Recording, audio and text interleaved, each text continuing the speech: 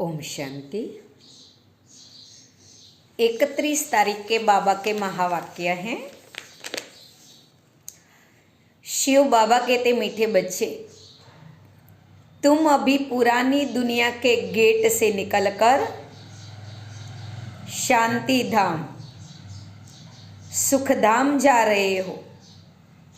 शिव बाबा ही मुक्ति, जीवन मुक्ति का रास्ता बताते हैं। प्रश्न,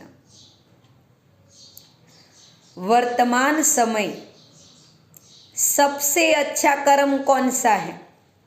कर्म तो कितने अच्छे हैं, पर बाबा कहते सबसे अच्छा कर्म कौन सा है? उत्तर, सबसे अच्छा कर्म है मनसा वाचा कर्मणा, अंधों की लाठी बनना, माना परमात्मा का रास्ता बताना सभी को। तुम बच्चों को विचार सागर मंथन करना चाहिए कि कौन कौन सा शब्द लिखे जो मनुष्य को मुक्ति धाम माना परम धाम और जीवन मुक्ति धाम माना स्वर्ग का रास्ता मिल जाए। मनुष्य सहज समझ ले कि यहाँ शांति सुख की दुनिया में जाने का रास्ता बताया जाता है ना? तो सबसे अच्छा कर्म है मन से, वाणी से, कर्म से सभी आत्माओं को बाबा के घर लाना, अनुभव कराना कि चाहे मुझे मुक्ति चाहिए या मोक्ष चाहिए या जीवन मुक्ति माना वैकुंठ चाहिए, तो इसी रास्ते पर चलना पड़ेगा।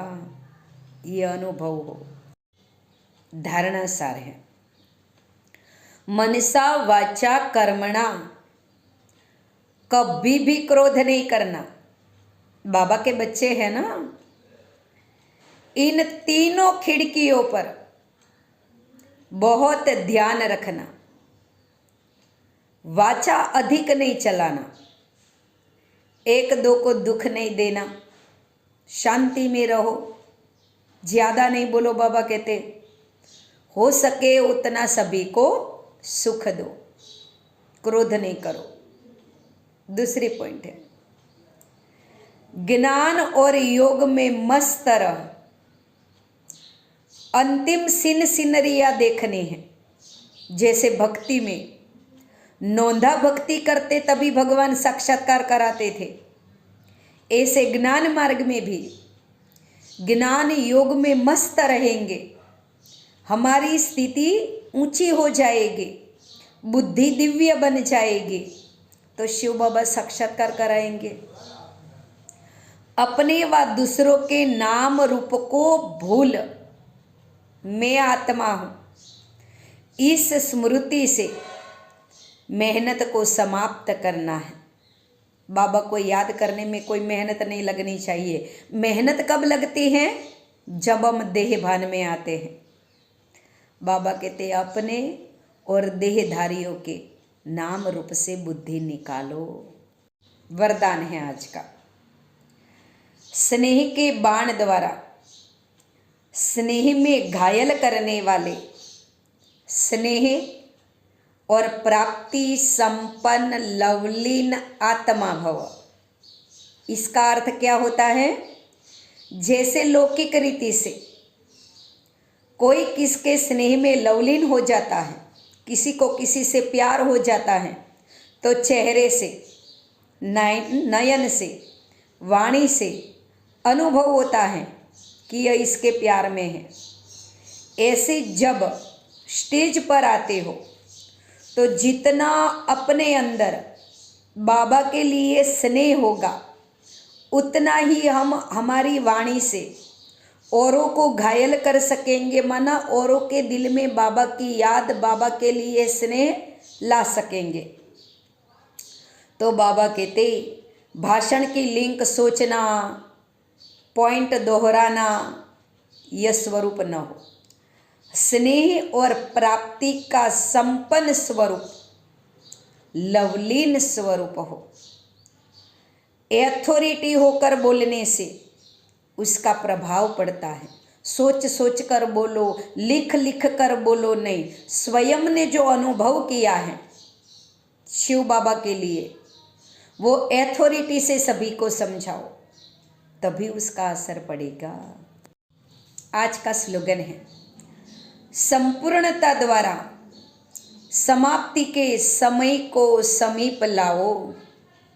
जितना जितना हम संपूर्ण बनेंगे उतना कलयुग समाप्त होगा, है ना, विनाश नजदीक आएगा।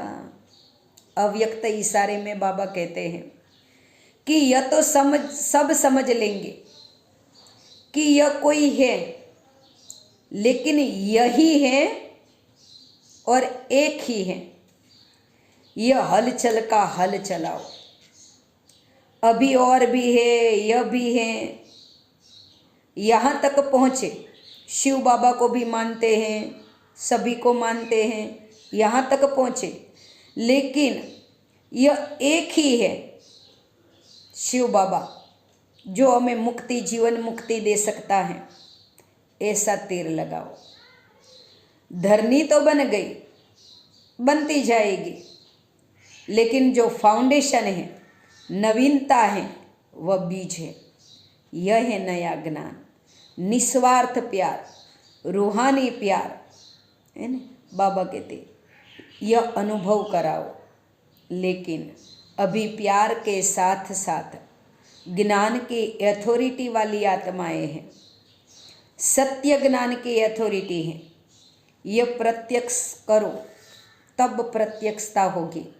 सभी को स्नेह देते हो, प्यार देते हो, पर ये जो बाबा का ज्ञान हमें देते हैं वही परमात्मा है, वही सर्वशक्तिमान है। बाबा कहते ये स्वीकार करे सभी, तब बाबा प्रत्यक्ष होंगे। ओम शांति।